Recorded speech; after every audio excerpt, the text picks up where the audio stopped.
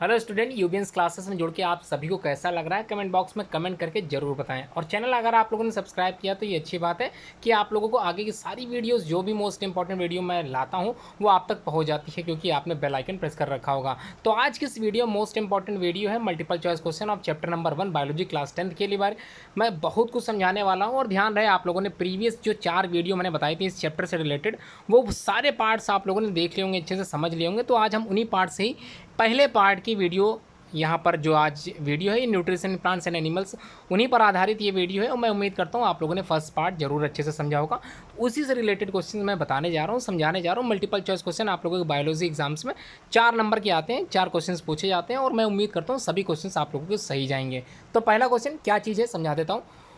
पहला question, light absorbing pigment. तो light को एब्जॉर्ब कौन सा पिगमेंट जो प्लांट में पाया जाता है वो लाइट को एब्जॉर्ब करता है, आप लोगों से पहले क्वेश्चंस में यही पूछा जा रहा है। तो क्या लगता है आपको, पेड़ पौधे जो फोटोसिंथेसिस करते हैं in the presence of sunlight, और साथ में और क्या होता है ये आप लोगों को पहले से ही पता है। तो ये अच्छी बात है, जब आप लोगों ने फोटोसिंथेसिस केमिकल रिएक्शन बनाई थी उसमें सनलाइट ऊपर लिखा था, एरो के ऊपर सनलाइट लिखा था, और नीचे आप लोगों ने जो लिखा था वो था क्लोरोफिल। तो सनलाइट को एब्जॉर्ब करने वाला जो प्रोसेस जो पिगमेंट था उसका नाम था क्लोरोफिल। जी हाँ, फर्स्ट क्वेश्चन का आंसर अगर आप लोगों ने क्लोरोफिल बताया है तो मैं बता दूं बिल्कुल आपका उत्तर सही है, बिल्कुल गलत नहीं हो सकता। क्योंकि यहाँ पर जो बाकी रिमेनिंग क्वेश्चन हैं, रिमेनिंग पार्ट्स हैं, रिमेनिंग ऑप्शनल है। ज़ैंथोफिल्स बिल्कुल नहीं हो सकता, उसके बाद फाइकोरेंथिन नहीं हो सकता, लाइकोपीन बिल्कुल नहीं हो सकता है। तो इसका मतलब ये है कि पहला ऑप्शन अगर आपने लगाया है, ईमानदारी से लगाया, आपको आता था, तो बिल्कुल आपका उत्तर सही है। चलिए आगे बता देता हूँ, क्वेश्चन नंबर 2 भी देख लेते हैं। तो आप लोग कमेंट करते चलिए जिसमें मुझे पता चलता रहे कि आप लोगों को क्वेश्चन समझ में अच्छे से आ रहे हैं। द ऑर्गेनिज्म, ऑर्गेनिज्म मतलब लिविंग ऑर्गेनिज्म की बात ही हो रही है यहाँ पर। हैविंग पैरासाइटिक मोड, तो पैरासाइट क्या होता है मैं बता देता हूँ। पैरासाइट एक होते हैं एंडो पैरासाइट और कुछ होते हैं एक्टो पैरासाइट। तो एंडो का मतलब होता है जो शरीर के अंदर रहते हो, किसी भी जीव के अंदर रहने वाले जो जीव होते हैं उनको हम लोग पैरासाइट बोलते हैं, ठीक है। तो वो एंडोडर्म मतलब एंडो पैरासाइट होगा जो अंदर रहते हैं, और एक्टो पैरासाइट वो होते हैं जैसे हमने कहा जुएं। तो लाइस जो बॉडी लाइस होती है, these are the common example of ectoparasite, मतलब शरीर के बाहर दूसरे जीवों पर अपना जीवन यापन करते हैं, उनको बोलते हैं पैरासाइट, ठीक है। क्लियरली समझ में आ गया। क्वेश्चन नंबर 2 में आप लोगों से सिंपली वे में पूछ रहा है इनमें से कौन सा पैरासाइट होता है। तो कौन सा पैरासाइट है बता देता। पेनिसिलिन या पेनिसिलियम बिल्कुल नहीं हो सकता, पैरामीशियम बिल्कुल नहीं हो सकता, euglena paramecium, these are the common example of the protozoans, ठीक है। यूनिसेलुलर ऑर्गेनिज्म होते हैं तो आपको बिल्कुल नहीं याद रखना। पैरेट तो बिल्कुल नहीं कह सकते हैं। Plasmodium vivax, this is the most important, ध्यान रखिएगा। Plasmodium vivax is a micro organism जो क्या करता है, होस्ट अपने प्राइमरी होस्ट और सेकेंडरी होस्ट पर अपना जीवन यापन करता है, ठीक है। तो ये ट्रांसफ़र होता रहता है हमारे शरीर में भी, कई तरह के डिजीजेस फैलाने वाला जो एक रोग होता है तो ये फैलाता है। तो इसके 2 होस्ट होते हैं, एक प्राइमरी और एक सेकेंडरी, ठीक है। प्राइमरी से ही वो क्या करता है, सेकेंडरी में पहुंचता है, मतलब मनुष्य में जाता है। तो प्राइमरी जैसे मॉस्किटो हो गया वो प्राइमरी होता है, और प्राइमरी मॉस्किटो काटने से हमारे अंदर शरीर में मलेरिया हो जाता है, डेंगू हो जाता है। तो ये आप लोगों ने पढ़ रखा था कि मच्छरों से काटने से होता है, लेकिन मच्छरों में भी कुछ माइक्रो ऑर्गेनिज्म पाए जाते हैं, जिसमें से एक एग्जाम्पल यहाँ पर दे दिया गया प्लाज्मोडियम वाइवॉक्स, ठीक है। तो ये क्या हो रहे हैं, ये ट्रांसफ़र हो रहे हैं, अगर हमारे शरीर में आ गए तो हमको बीमारी होनी ही है, ठीक है। अगर आपने ऑप्शन बी लगाया तो बिल्कुल आपका उत्तर सही है। बात करते हैं क्वेश्चन नंबर 3 की। The oxygen in photosynthesis come from, तो ऑक्सीजन जो फोटोसिंथेसिस में ऑक्सीजन निकलती है, बनती है, कहाँ से आती है वो ऑक्सीजन? क्या वो एयर से आती होगी, वाटर से आती होगी, कार्बन डाइऑक्साइड से, या फिर क्लोरोफिल से? तो आपको क्या लगता है वो जो ऑक्सीजन होती है कहाँ से आती है? चलिए मैं बता देता हूँ, सिंपली वे में समझा देता हूँ। फोटोसिंथेसिस की केमिकल रिएक्शन आप लोग जरूर याद करें। क्या थी रिएक्शन मैं बता देता हूँ। In the presence of carbon dioxide, ये ध्यान रखिएगा, रॉ मटेरियल होते हैं, पेड़ पौधे 2 रॉ मटेरियल का यूज़ करते हैं, एक कार्बन डाइऑक्साइड और दूसरा H2O। तो इन्हीं दोनों का, इसी को हम लोग यहाँ पर रिएक्टेंट बोलते हैं, इन्हीं दोनों रिएक्टेंट से ही ऑक्सीजन बनना है। तो ये क्लियर हो गया, ऑक्सीजन किससे बनना है, या तो CO2 से बनेगा या H2O से बनेगा। इन दोनों में से कोई एक आंसर सही होगा। तो आपके एग्जाम्पल में या फिर आपके ऑप्शनल में दोनों ही एग्जाम्पल मिल गए हैं, वाटर और कार्बन डाइऑक्साइड। अब आगे देख लेते हैं क्या बनता है। इसके बाद जो रिएक्शन होती है, सनलाइट ऊपर आप लोगों ने लिखा, क्लोरोफिल नीचे लिखा, बनता क्या है, C6H12O6। तो ये बना है ग्लूकोज पार्टिकल, और साथ में क्या बनता है, ऑक्सीजन बनता है। बैलेंसिंग कर लीजिएगा आप लोग, मैं कर देता हूँ अच्छा फिलहाल। तो यहाँ पर ये थी केमिकल रिएक्शन, ठीक है। तो केमिकल रिएक्शन में जो ऑक्सीजन बना, ये जो ऑक्सीजन बना ये कहाँ से बना होगा? क्या कार्बन डाइऑक्साइड से बना? तो ये बता दो, बिल्कुल आपका उत्तर गलत हो सकता है अगर आपने कार्बन डाइऑक्साइड लगाया है। तो इसका आंसर है वाटर। ठीक है, water is the right answer of the given questions. ठीक है, 2012 में और 2016 में ये क्वेश्चंस पूछा गया था और मैं उम्मीद करता हूँ आपको इसका आंसर सबसे समझ में आ गया होगा। अब बात कर लेते हैं क्वेश्चन नंबर 4 की। तो क्वेश्चन नंबर 4 समझा मैं देता हूँ, अच्छे से प्रॉपर वे में समझाता हूँ। यहाँ पर बात की जा रही है हेट्रोट्रॉफिक न्यूट्रिशन की। आप लोगों ने दो तरह के न्यूट्रिशन पढ़े थे अपने इसी ही पार्ट में। कौन कौन से थे? एक था ऑटोट्रॉफिक, ध्यान रखिएगा, कभी कभी क्वेश्चन घुमा के बोर्ड में पूछा जाता है। ऑटोट्रॉफिक के बजाय पूछ लेता है ऑटोट्रॉफ्स। ठीक है, ऑटोट्रॉफ्स बेसिकली ऑर्गेनिज्म होते हैं जिनमें मोड ऑफ न्यूट्रिशन ऑटोट्रॉफिक होता है। ऑटो का मतलब होता है खुद से, तो सेल्फ, मतलब ऑटो का मतलब सेल्फ है, तो बाय सेल्फ अपना भोजन बनाने वाले जितने भी ऑर्गेनिज्म होते हैं उनको ऑटोट्रॉफ बोलते हैं। और the process by which any organism prepare their own food by own self is known as autotrophic mode of nutrition. ठीक है, दोनों चीज़ें क्लियर हो गई। अब यहाँ पर क्वेश्चन तो ऑटोट्रॉफिक है नहीं, क्वेश्चन तो कह रहा है हेट्रोट्रॉफिक। तो हेट्रोट्रॉफिक जस्ट इसी का क्या है? उल्टा है। तो उल्टा कैसे हो सकता है बता देता हूँ। यहाँ पर हेट्रोट्रॉफिक मोड ऑफ न्यूट्रिशन किस में पाया जाता है? चार ऑप्शन आपके स्क्रीन पे दिख रहे होंगे। तो इसका उत्तर क्या होगा मैं सिंपली वे में बता देता हूँ। सबसे पहले ऑप्शनल ऐसा निकाले जिसमें एक ऑप्शन बिल्कुल गलत हो, मतलब एक ऑप्शन ऑटोट्रॉफिक का हो। तो देख लेते हैं। तो बी में प्लांट रखा है, तो प्लांट अपने आप में गलत हो गया क्योंकि प्लांट्स क्या होते हैं? ऑटोट्रॉफिक, एक गलत हो गया। आगे देखते हैं, सेकंड वाले में क्या रखा है? सी वाले में भी प्लांट्स है, तो ये भी क्या हो गया? गलत हो गया। कभी कभी आंसर्स हम लोगों को अपने कॉमन सेंस से भी निकल आते हैं, तो इसमें तो कॉमन सेंस से निकला है क्योंकि ऑटोट्रॉफिक मोड ऑफ न्यूट्रिशन जो अपना भोजन स्वयं बनाते हैं वो ग्रीन प्लांट्स होते हैं। और यहाँ पर प्लांट्स वाला एग्जाम्पल बिल्कुल भी आपको टच नहीं करना क्योंकि क्वेश्चन में heterotrophic mode of nutrition example पूछा गया। तो animals and the fungus these are the common example of heterotrophic mode of nutrition वाले ऑर्गेनिज्म होते हैं और इनमें जो मोड ऑफ न्यूट्रिशन होता है वो हेट्रोट्रॉफिक होता है। ठीक है, क्लियरली समझ में आ गया हम लोग क्या है? हेट्रोट्रॉफिक मोड ऑफ न्यूट्रिशन करने वाले ऑर्गेनिज्म होते हैं, हेट्रोट्रॉफ्स कहलाते हैं। और इसी हेट्रोट्रॉफ में आप लोगों ने तीन टर्म्स पढ़े थे, होलोजोइक पढ़ा था, सेप्रोफाइट पढ़ा था, पैरासाइट पढ़ा था। These are the common type of heterotrophic nutrition. ठीक है, इसको भी मैंने पढ़ाया है पिछली वीडियो में, आप जरूर देखें, पिछली वीडियो जरूर प्रॉपर देखें। अगर आपके पास लिंक नहीं तो आप लोग लिंक मुझसे मांग सकते हैं, मैं दे दूंगा। अगला क्वेश्चन देख लेते हैं, क्वेश्चन नंबर 5। आप लोग उत्तर जरूर देख चलिए जिसमें आप लोगों को अपनी तैयारी पता चले। Gaseous exchanges in the plant carried out by. तो गैसियस एक्सचेंजेस बता देता हूँ। यहाँ पर जब भी गैसियस एक्सचेंज की बात आएगी इसका मतलब होता है ऑक्सीजन का निकलना और कार्बन डाइऑक्साइड का अंदर जाना। ठीक है, तो दोनों का मतलब समझ में आ गया। यहाँ पर गैसियस एक्सचेंजेस ब्रैकेट में CO2 और O2 दोनों आप लोग लिख सकते हैं। ये प्लांट में किस प्रकार से कैरीड आउट होता है, मतलब किस प्रकार से अंदर बाहर जाता है, ये आपको बताना है। चार ऑप्शन आपकी स्क्रीन पे है, तो कौन सा बेटर ऑप्शन है? और ध्यान रखिएगा इसका फंक्शन मैंने आप लोगों को पिछली वीडियो में पढ़ाया था।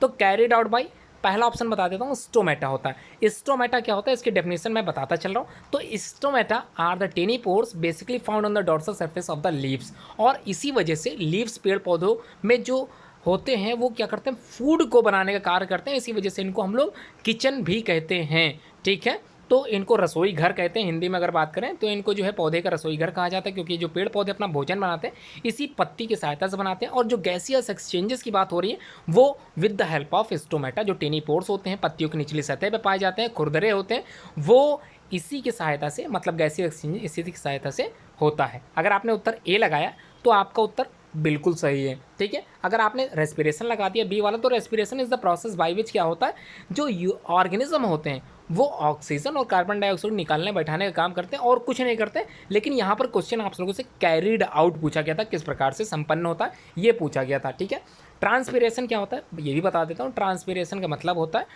यहाँ पर ट्रांसपिरेशन की बात हो रही है, the loss of water in the form of water vapour. तो जो पौधे में एक्सेस वाटर था, ज़्यादा मात्रा में जो पानी आ गया था उसको बाहर निकालने में ट्रांसपिरेशन की यहाँ बात हो रही है। ट्रांसपिरेशन का मतलब ही होगा the loss of water in the form of water vapour, इसको बोलते हैं ट्रांसपिरेशन। ठीक है, ये भी स्टोमेटा की सहायता से ही होता है। स्टोमेटा सहायता करते हैं गैसियस एक्सचेंजेस में भी और ट्रांसपोर्टेशन में भी। ठीक है, the loss of water with the help of stomata भी होता है। ठीक, जाइलम क्या होता है? Xylem is a common example of, ये होते हैं जो जाइलम और फ्लोएम, दीज आर दो तरह के वेस्कुलर बंडल्स होते हैं प्लांट में, जिसमें जो पानी का एब्जॉर्प्शन होता है, बेसिकली जो पानी अंदर जाता है पौधे के विभिन्न भागों तक पानी पहुंचता है वो जाइलम की सहायता से पहुंचता है।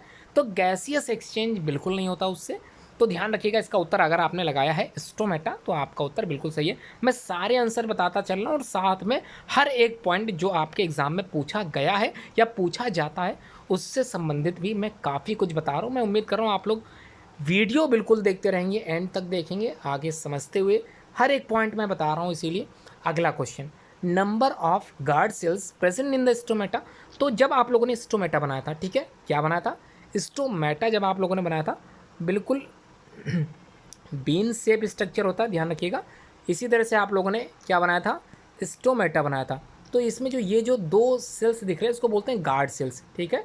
ये क्या करते हैं, स्टोमेटा को, ये जो स्टोमेटल पोर दिखाई दे रहा है इसको प्रोटेक्ट करते हैं, ठीक है। Open and closing of stomata basically done by the guard cell. तो नंबर ऑफ गार्ड सेल्स कितने हो गए, एक ये हो गया और एक ये हो गया, मतलब total number of guard cells कितने, 1 पेयर कह सकते हैं या फिर इसको 2 कह सकते हैं। तो अगर आपने 6 का आंसर 2 लगाया तो बिल्कुल आपका उत्तर सही है, ठीक है। क्वेश्चन नंबर 7 बताइए क्या होगा, फोटोसिंथेसिस टेक्स प्लेस इन, कहाँ होता है फोटोसिंथेसिस। तो यहाँ पर लाइट और डार्क रिएक्शन की बिल्कुल बात नहीं हो रही, फोटोसिंथेसिस कहाँ होता है। तो क्वेश्चन नंबर 7 का आंसर क्या लग रहा है आप लोगों को। अगर आपने उत्तर लगाया है माइटोकॉन्ड्रिया तो बिल्कुल बता दूं आपका उत्तर गलत हो सकता है, क्योंकि यहाँ पर जो ऑप्शन बी है वो बिल्कुल सही है, बिल्कुल सटीक है और इसके अलावा कोई उत्तर हो भी नहीं सकता। समझिएगा, फोटोसिंथेसिस में 2 तरह की रिएक्शन होती है, एक होती है डार्क रिएक्शन और एक होती है लाइट रिएक्शन, ठीक है। Light reaction basically takes place in the day time, मतलब लाइट जब दिन का प्रकाश होता है उस समय ये रिएक्शन टेक्स प्लेस होती है। और ये जो रिएक्शन होती है ये कहाँ पर होती है, ग्राना ऑफ क्लोरोफिल, क्योंकि अभी आप लोगों ने पढ़ा था chlorophyll is the part, chlorophyll is the pigment जो क्या करता है, सनलाइट को ट्रैप करने का कार्य करता है, ठीक है। तो grana light reaction basically takes place inside the grana part of the chlorophyll, but dark reaction is takes place in the stroma part of the chlorophyll. तो grana and the stroma, these are the 2 parts of the chlorophyll. इन दोनों में light reaction किस में थी, ग्राना में, और stroma में डार्क रिएक्शन थी। तो दोनों चीज़ें पूछी गई, मैंने दोनों बता दी आप लोगों को। मैं उम्मीद कर रहा हूँ आप लोग अच्छे से समझ गए होंगे। आगे बढ़ते हैं, iodine gives blue colour with, आइए आप लोगों ने क्लास 7 में पढ़ा होगा, क्लास 6 में पढ़ा होगा, कंपोनेंट ऑफ फूड। याद कीजिए कौन सा component of food, basically component food कितने होते हैं, 7 होते हैं। कौन कौन से, अगर आपको याद है तो कमेंट बॉक्स में कमेंट करके बता सकते हैं कंपोनेंट ऑफ फूड। चलिए मैं बता देता हूँ। सबसे पहला जो कंपोनेंट ऑफ फूड था वो था कार्बोहाइड्रेट, ठीक है। दूसरा जो था वो था प्रोटीन, ठीक। तीसरा जो था वो था फैट। चौथा की अगर बात करें तो वो था विटामिन, ठीक है। ये सब कुछ मैं बता दे रहा हूँ, थोड़ा सा स्पीड बढ़ा रहा हूँ। 4 ये हो गए। उसके बाद अगर हम लोग बात करें तो एक हो गया मिनरल्स, ठीक है। मिनरल्स की बात अगर हम लोग बात करते हैं किसकी, 1 2 3 4 5, अब 6 क्या आएगा, रफेज आएगा, ROUGHAG। तो रफेज की स्पेलिंग लिखने में गलती बिल्कुल मत कीजिएगा। और लास्ट में water is more essential for the metabolic, ठीक है। यहाँ पर 7 ये क्या है, कंपोनेंट ऑफ फूड। तो आपको बताना है इन कंपोनेंट ऑफ फूड में अगर हम किसकी उपस्थिति दर्शाएंगे आयोडीन टेस्ट के साथ, तो कलर होगा ब्लू कलर का। किसके साथ होगा ये मैं बता देता हूँ। क्लास 6 में आप लोगों ने कंपोनेंट ऑफ फूड चैप्टर 2 में शायद पढ़ा हो, याद आ रहा हो तो अच्छी बात है, नहीं याद आ रहा तो परेशान होने की आवश्यकता नहीं है। क्वेश्चन नंबर 8 में अगर आपने ऑप्शन लगाया है स्टार्च तो बिल्कुल आपका उत्तर सही है। स्टार्च बेसिकली होते क्या है, कार्बोहाइड्रेट के ही रूप होते हैं, और ये प्योर कार्बोहाइड्रेट जो पेड़ पौधे अपना भोजन बनाते हैं उसका नाम ही क्या है, स्टार्च, ठीक है। जो पेड़ पौधे भोजन बना रहे थे उसका नाम ही क्या है, स्टार्च। और starch in the presence of starch, ये आयोडीन टेस्ट की बात करें तो इसमें ब्लू कलर ही आएगा, ठीक है। आप लोग घर पे कर सकते हैं इस तरह का टेस्ट। अगला क्वेश्चन है the plant process that reduces air pollution is, तो कौन सी प्रोसेस होती है प्लांट की जिसकी वजह से एयर पोल्यूशन कम हो जाता है। तो एयर पोल्यूशन का मतलब वायु प्रदूषण कम हो जाता है। तो कौन सी प्रोसेस पेड़ पौधे ऐसी करते हैं जिसकी वजह से वायु प्रदूषण कम होता होगा। तो क्या लगता है, plant help in the reducing pollution by, क्या होगा इसका उत्तर, आपको क्या लगता है कौन सी प्रोसेस प्लांट अगर करेंगे तो हमारे जो वायुमंडल में है जो वायु है वो शुद्ध रहेगी हमेशा। तो बता देता हूँ, ऑक्सीजन को शुद्ध करने का कार्य जो प्रोसेस ऑक्सीजन निकालता है उसी के माध्यम से पेड़ पौधे अपना क्या करते हैं, वायु को शुद्ध करते हैं, ठीक है। तो इनमें से 4 ऑप्शन में से कौन सा ऑप्शन सही होगा तो मैं बता देता हूँ। अगर आपने उत्तर ए लगाया है तो बता दूं आप शायद गलत हो सकते हैं। फिर से ध्यान दीजिए कौन सी प्रोसेस ऐसी थी जिसमें ऑक्सीजन निकल रहा था, रेस्पिरेशन बिल्कुल नहीं हो सकता। ध्यान रखिएगा, photosynthesis is the process by which plant make their own food, और ओन फूड बनाने के बाद क्या कर रहे थे, टू प्रोड्यूस ऑक्सीजन गैस। जी हाँ, ऑक्सीजन गैस निकलती है with the help of photosynthesis process. इसको मत भूलिएगा, कई स्टूडेंट रेस्पिरेशन लगा के आते हैं और उनका उत्तर गलत हो जाता है। क्यों गलत होता है मैंने बता दिया है क्यों गलत होता है। चलिए आगे बढ़ते हैं, क्वेश्चन नंबर 10 को भी देख लेते हैं। मोस्ट इंपॉर्टेंट क्वेश्चन, सारे इंपॉर्टेंट क्वेश्चन है और कई किताबें आप लोगों के पास होगी, लेकिन समझाने वाला कोई नहीं हो पाता। Teacher is the best knowledge. आप लोगों को टीचर के माध्यम से ही नॉलेज मिल पाती है, तब आपका उत्तर सही हो पाता है, क्योंकि कहीं पर भी अगर आपका डाउट होता है वो टीचर के माध्यम से ही दूर हो पाता है। तो गाइड जरूर रखिए, गाइडेंस अपने पास रखिए, कोई ना कोई टीचर जरूर अपना बनाइए जो आपकी मदद कर सके ऐसे समय में, कोरोना काल में, क्योंकि स्कूल की पढ़ाई जो हो रही आप लोग बेसिकली कर रहे हो तो ये अच्छी बात है, करते रहिए। कई जगह समस्याएं हो रही हैं, एक मोबाइल को लेकर, दो मोबाइल को लेकर, काफ़ी स्टूडेंट, एक ही घर में 2-3 स्टूडेंट्स रहते हैं, उनकी ऑनलाइन क्लासेस डिस्टर्ब होती हैं। मैं समझ सकता हूं, क्योंकि ऑल्सो आ लेक्चरर बायोलॉजी, अपने एक स्कूल में मैं पढ़ाता हूं और ये समस्याएं मैं खुद फेस करता हूँ। ठीक है, क्वेश्चन समझ में आ गया क्या है? फोटोसिंथेसिस का राइट आंसर है। क्वेश्चन नंबर 10 की बात करें, the autotrophic mode of nutrition require. तो ऑटोट्रॉफिक मोड ऑफ न्यूट्रिशन की बात का मतलब ये हुआ कि पेड़ पौधे इन द प्रेजेंस ऑफ, क्या याद करिए, दो रॉ मटेरियल के एग्जांपल अगर आपको याद है तो आपका उत्तर बिल्कुल सही जाएगा। और ध्यान रखिएगा, रॉ मटेरियल तो यूज़ होगा, साथ में सनलाइट और क्लोरोफिल की भी तो बात आएगी। इसका मतलब यहाँ पर उत्तर ऑल ऑफ दीज बिल्कुल सही है, क्योंकि यहाँ पर रॉ मटेरियल ही सिर्फ नहीं आएंगे, साथ में प्रेजेंस ऑफ सनलाइट और क्लोरोफिल भी आपको दिखाना पड़ेगा। इसका मतलब ऑल ऑफ दीज उत्तर सही है। ठीक है, आगे बढ़ते हैं। Question number 11, guard cells are founding, किस में पाए जाते हैं गार्ड सेल्स? ये आप लोगों को पता ही होगा, कहने की आवश्यकता नहीं। अभी आप लोगों ने स्टोमेटा पढ़ा था, उसमें गार्ड सेल्स कितने थे? 2 थे, तो इसका आंसर बी है, बिल्कुल सही आपने उत्तर लगाया अगर बी लगाया। क्वेश्चन नंबर 12 है, विच of the following has the longest small intestine.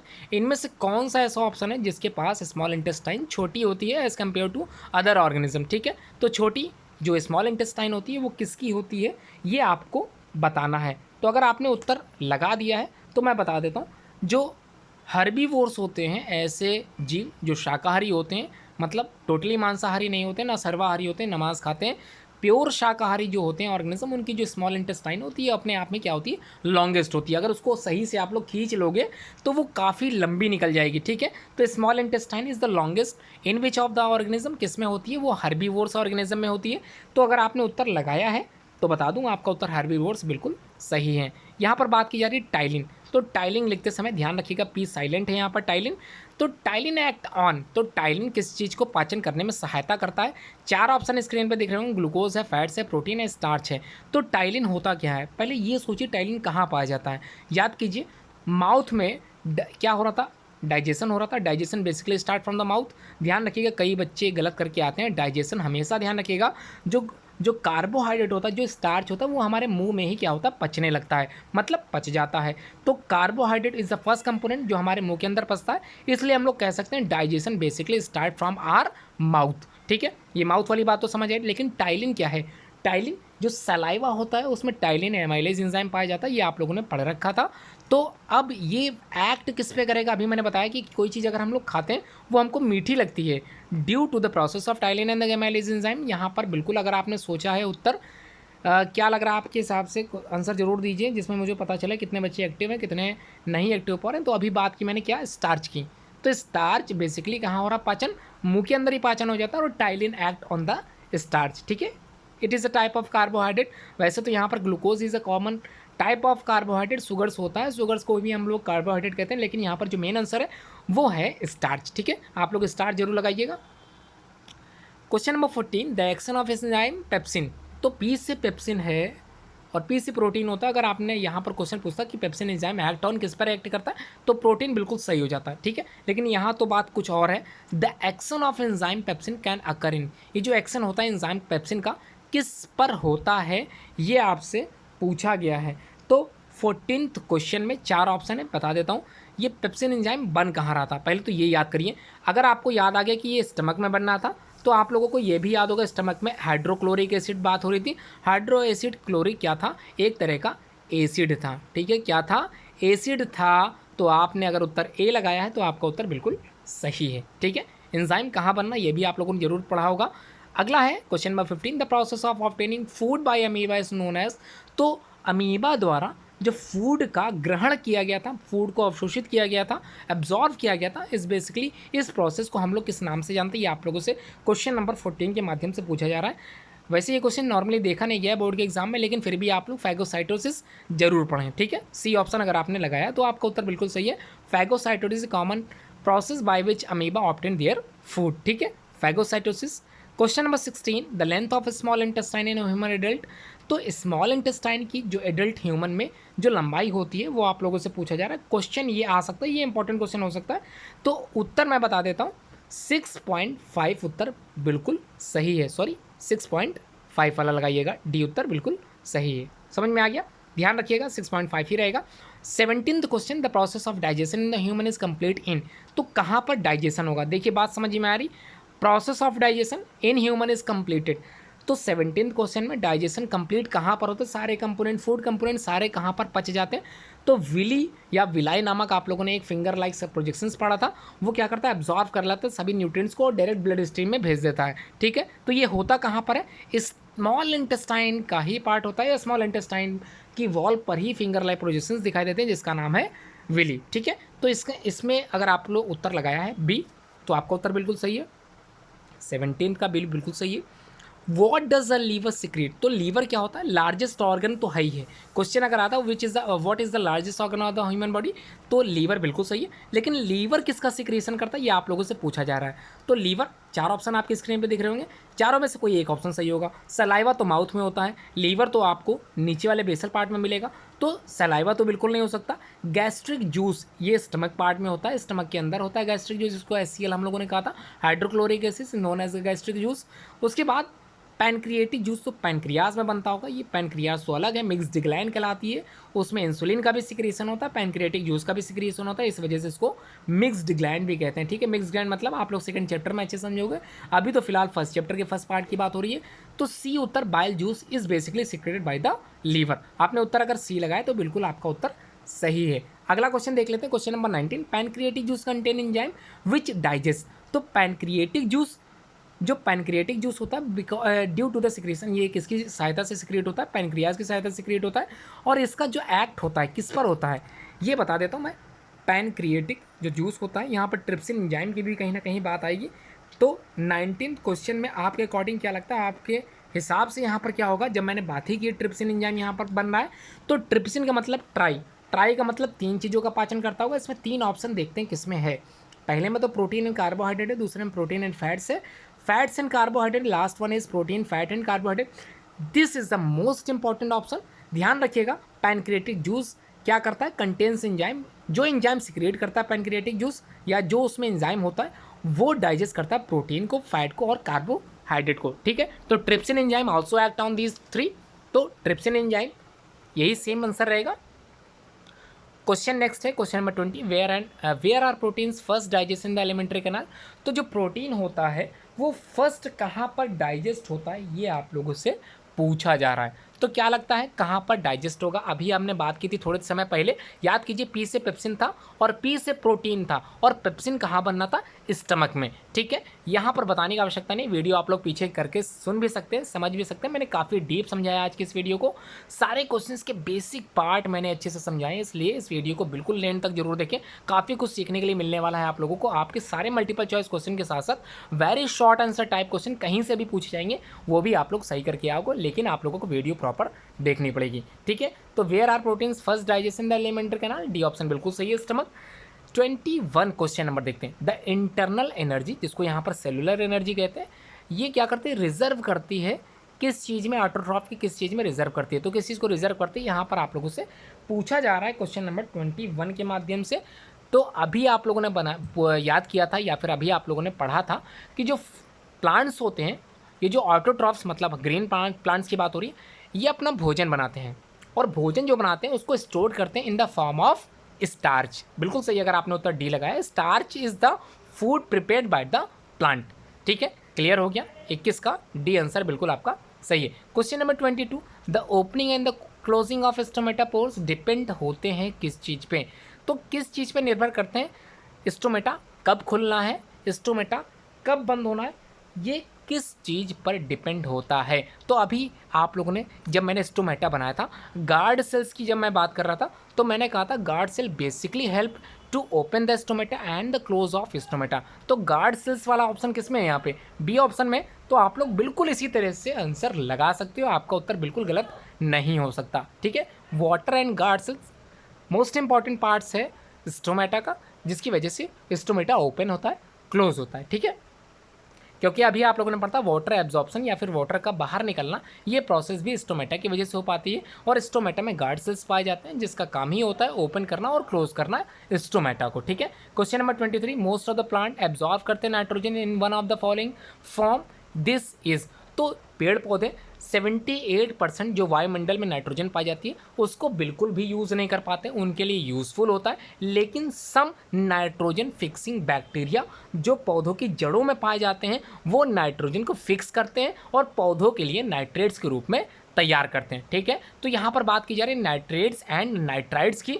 तो अगर आपने उत्तर लगा दिया है 23 का बी, तो आपका उत्तर बिल्कुल सही है। पौधे जो होते हैं वो डायरेक्टली नाइट्रोजन का इस्तेमाल नहीं कर पाते हैं। नाइट्रोजन फिक्सेशन बैक्टीरिया जैसे राइजोमोनस आप लोगों ने पढ़ा होगा, तो उसी के अंदर आप लोगों ने कई तरह के बैक्टीरिया के भी पढ़े होंगे बात, ठीक है। तो नाइट्रेट्स और nitride these are the common example, या फिर ये कह लें कि नाइट्रेट से नाइट्राइड जो होता बनता है वो पौधे यूज़ करते हैं, ठीक है। अगला क्वेश्चन देख लेते हैं, question number 24, in which of the following groups of the organism the food material is broken down outside the body and then absorb.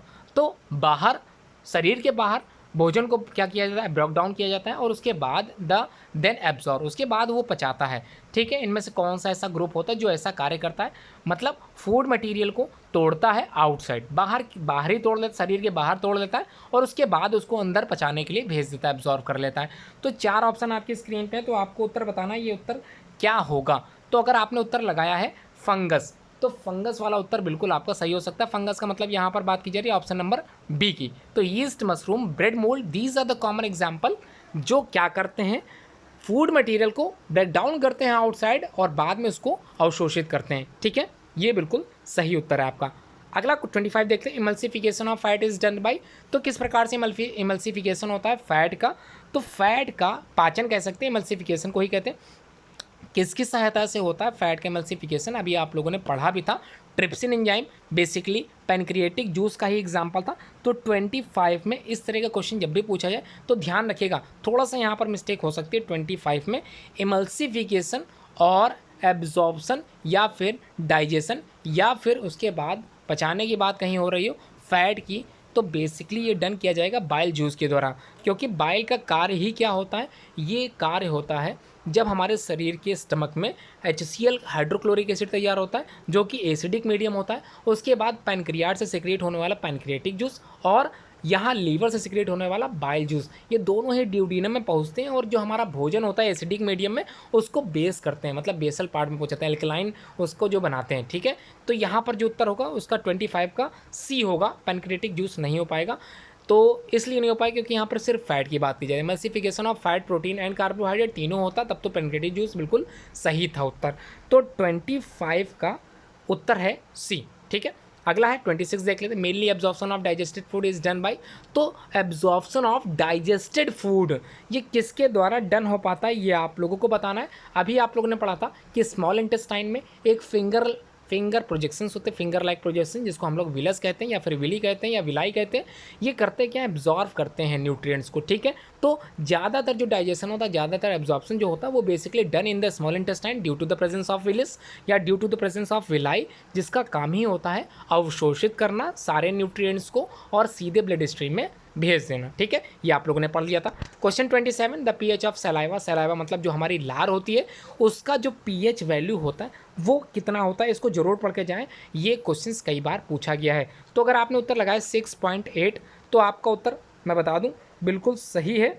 27 का 6.8 हमारा जो सलाइवा होता है उसका जो पीएच वैल्यू होती है 6.8 ही होती है। थोड़ा सा मुझे भी थोड़ा कन्फ्यूजन है, फिर भी 6.8 अगर आपने लगाया तो ये बिल्कुल उत्तर सही है। मैं एक बार और चेक कर लूँगा, ठीक है। मेरे नॉलेज में तो 6.8 ही ध्यान आ रहा है, फिर भी एक बार मैं चेक कर लेता हूँ। 6.8, 6.2, 7.4, 7.0, ठीक है। थोड़ा सा डाउट इस वजह से हो रहा है क्योंकि हमारा जो ब्लड होता है उसका पीएच वैल्यू भी यहाँ पर दे दी गई है। तो 6.8 तो 7.4 मैं थोड़ा सा कन्फ्यूज़ हूँ, लेकिन अगर आपने 6.8 लगाया तो मैं बता दूँ आपका उत्तर बिल्कुल सही है, ठीक है। क्लियरली मैं समझा देता हूँ, बाद में इसको और क्लियर कर दूँगा।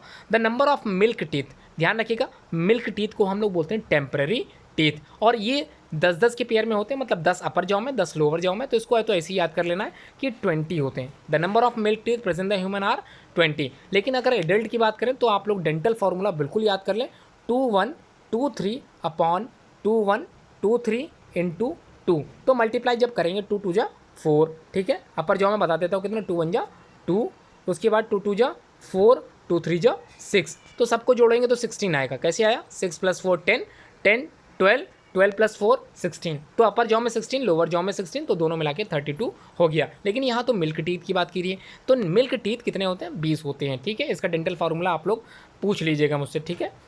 The length of oesophagus in human, तो ईसोफेगस जिसको हम लोग फूड पाइप के नाम से भी जानते हैं, basically the role of digestion not done in the oesophagus. तो ध्यान रखिएगा, जो एलिमेंट्री कैनाल का पार्ट होता है ईसोफेगस, इसमें बिल्कुल भी डाइजेशन की कहीं बात ही नहीं होगी, एब्जॉर्प्शन कहीं बात नहीं होगी, सिर्फ इसका कार्य होता है कि माउथ से भोजन को पहुंचाना कहाँ, स्टमक तक, ठीक है। पेरिस्टाल्सिस मूवमेंट के द्वारा पहुंचाना, ध्यान रखें पेरिस्टाल्सिस मूवमेंट वाला क्वेश्चन कई बार पूछा गया है।